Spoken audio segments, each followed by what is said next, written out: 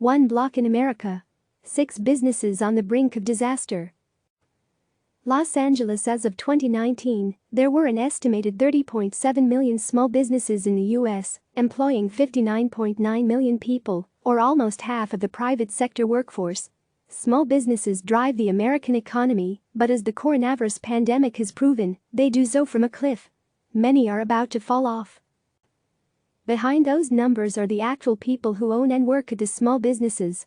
It's impossible to tell all of their stories, but we can tell some.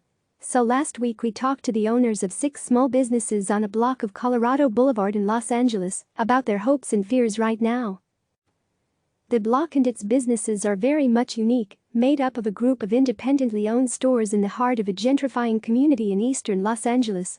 But you could transplant them anywhere in the country, any town, any large city, and the stories would be much the same. Most of the business owners on the block are women, and many are minorities, reflecting a growing trend in the U.S. They went into what they do with a leap of faith and a lot of financial risk. Now they're on the brink of ruin. Money may be coming from Washington in the next few weeks, they may not make it that long. Below are their stories, as they told them. Quotes have been edited for length and clarity. Valerie Brown, owner, Eagle Rock Community Acupuncture. Open since 2009. I wanted to find a place where I could foresee there being foot traffic. Colorado Boulevard is great. I signed a lease in 2008. Both these financial times were gloomy, that's for sure. I didn't have as much at stake back then. I was moving into a situation where I thought, oh, things are going to be getting better. Now I'm in a situation where things were fine and now they're getting worse.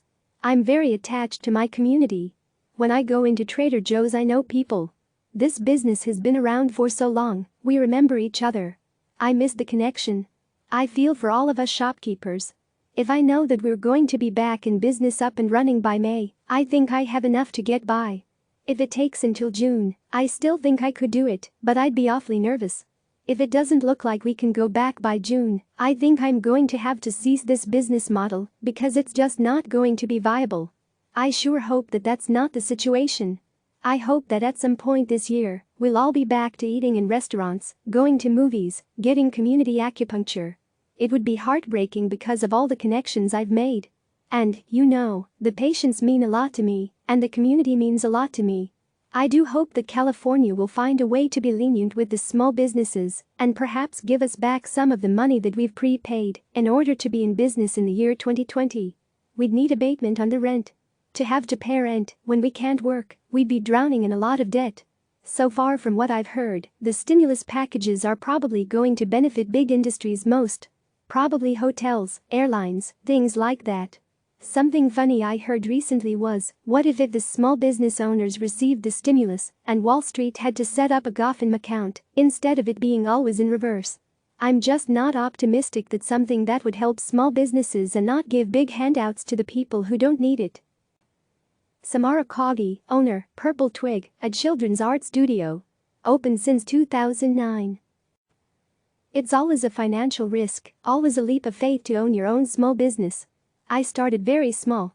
I rented a storefront, did the minimum to get the space ready, and opened up. I hoped parents would drop their kids off to make art, and they did. Then it grew from there. When I moved there, it was me and Peekaboo, a children's indoor play place. In the last 10 years, Colorado Boulevard has grown into a place that the community desires. A lot of the businesses are owned by women. The community has been welcoming. They all have an identity, each storefront. All have a passion, all believe in what they're doing.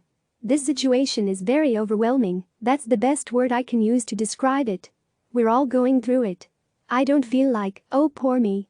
I'm trying to focus on creative thinking. I'm offering subscriptions for children age 5 to adults. Seems more important than ever to express yourself. I am also fortunate that much of my income comes from summer camp.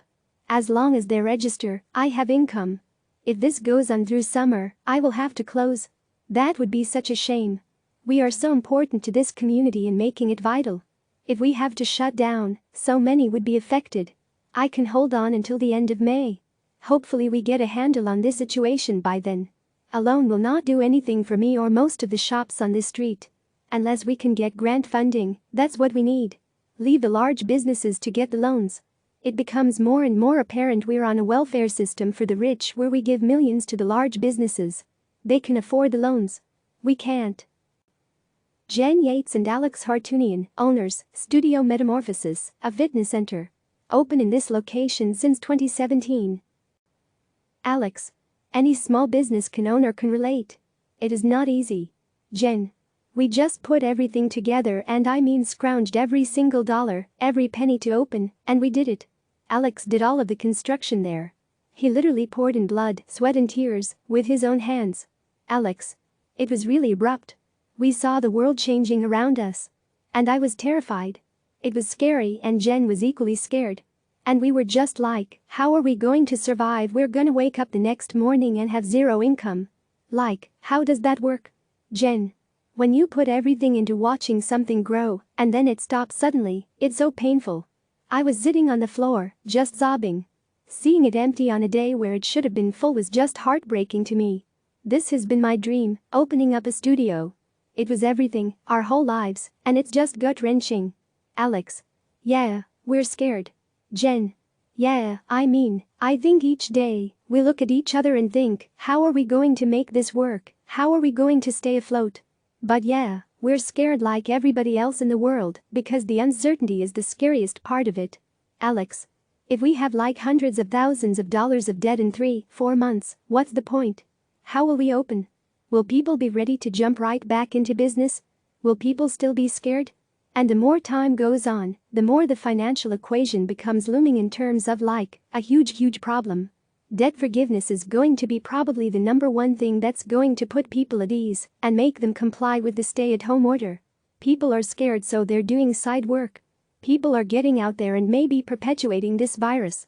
People want to know that if they hang tight that the government will tell us, nothing's going to happen to your credit, you're not going to lose your home, you're not going to lose your place of business, and everybody just needs to be in this together.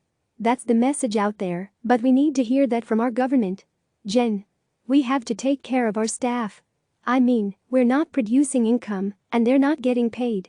And it's heartbreaking because they're starting their families and some of them are getting married now, and they're beginning to start a whole new chapter in their lives, and they're so scared about what all this means for them. Alex and I will continue to fight and do whatever we can to generate some income to stay afloat. When challenges are presented, I don't back away, and I'm going to keep moving forward and fight for it. Laura Porter, owner, Bloom School of Music and Dance. Open since 2008. My husband and I started Bloom back in 2008. At first, it was just the two of us, teaching everything that we could teach, while holding down other jobs. Both of us have been musicians and educators for decades, and we were being sent all the kids who wanted to quit. We decided we wanted to teach music education differently. I want to build a school with teachers who have like minds, who treat every student completely individually. Let's feel and express the beat in different ways, hear the rhythmic echoes and play games and feel that joy before we tell them to sit still and listen to the adults. It's really brought all of us together in sharing ideas, trying to figure out a better way to do something, and really feeling like we're in it together. It's not showing up between 3 and 8 to do your thing, and then you're going home. You know, everybody in the whole school is thinking about this 24/7.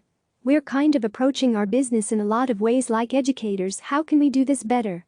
How can we make it more engaging? How can we bring more joy? Like most of the schools across the country, everyone's on Zoom, somehow doing live streaming, to keep things going. So far, we're holding strong. It's not April 1st yet, so that's when payments are due. But right now we're holding strong. It's so frightening because it's a day-by-day thing. You know, I can't even look at September because there's no history in our lifetime for this, right? For anyone, it's not just the businesses, it's all the people that have supported those businesses over the years. Elected officials have to listen to the average American out of work. They always talk about how important it is for everybody to spend. If they're out of work, they can't spend. They have to put themselves in other people's shoes, and small businesses are a big part of that. If they help small businesses, it can help the people that work for them. Michelle Helseth, owner, Native Boutique, a clothing store. Open in this location since 2014. I bought my house here when my daughter was 3, so 19 years ago. I always wanted to open up a shop in our neighborhood. I think this block, this is the heart of the neighborhood. You could do everything from buying wine to cheese to having breakfast and lunch. Going shopping, buying a gift, to having your kids get educated with arts and music and dance, or just going to having a children's birthday party next door. We just have everything on this block, all independently owned, all individual owners, majority women owned. The whole world is trying to process this new reality. It's so fictional. This is something we would see in a movie theater, but it's happening. As far as business, it's just come to a screeching halt. And then workman comp's insurance tried to draw from my account. I have no staff, what's the point? So I have to call my workman's comp and say, you know I have no staff right now, so there's no reason for you to deduct my account. I just invested in all this inventory. And so I'm extended, expecting for sales pickup in March and April to get us back where we needed to be. I wish I was able to have reserves. We just don't. We're a small business where I'm a single mom. It's not like I have a husband bringing another income or a partner, I don't. This is my everything here. I'm concerned about going deeper into a hole, more debt. We need financial support to help us get through this from our government. We need grants, not just loans. You know, if they're going to give us loans, it should be zero-interest loans. Our businesses are the front line of keeping our neighborhood safe. If we're not here, creating a pleasant, happy, beautiful environment for community, for shoppers, for families, for residents, how safe will the community be when you're having blight on your main shopping boulevard? Michelle Wilton, chef owner of 4 Cafe. Open since 2010. I definitely cycle through every emotion. I get angry, I get sad. I think what makes me the saddest is just our employees. I have this overarching sense of responsibility for their lives as well and to provide for them. So, that has been really hard for me trying to just navigate. I need to pay them, they have children. We just haven't generated enough sales to even cover the labor on some nights, so myself and our other business partner have been working. He's been working in the front of the house and I've been doing all the cooking. We're just really waiting to see what the stimulus is, because if the stimulus comes out and says that they're going to help pay for our staff, then we want to get everybody scheduled immediately, just to give them hours, of course. But right now the reality of it is if we don't make the sales we can't pay for the labor. We just added a whole grocery section of online ordering where people can buy toilet paper, they can buy a dozen organic eggs, organic milk, any of our cookie dough, or organic bread they can pull up curbside and pop their trunk, and we put it in, and it's a complete no-contact way of shopping. I put sourdough bread kits on our site, we started pizza kits, hopefully it will generate more business so that we can employ more staff. I had to reinvent the whole thing. Anything I can to help generate business and help employ our staff, that's my number one thing. We have staff that have kids and I just get so worried about them. I have 2 small children, a 4-year-old and an 8-year-old, and it has been tricky trying to succeed at all things. Because now I'm a homeschooling mom, so I do that in the morning, and then I go to work and I'll go and bake or prepare. My husband will take over with the kids behind me, but we haven't taken them out. My son has asthma, so it is a little scary. CNN's Kimberly Berryman contributed reporting. Click subscribe to receive the latest news.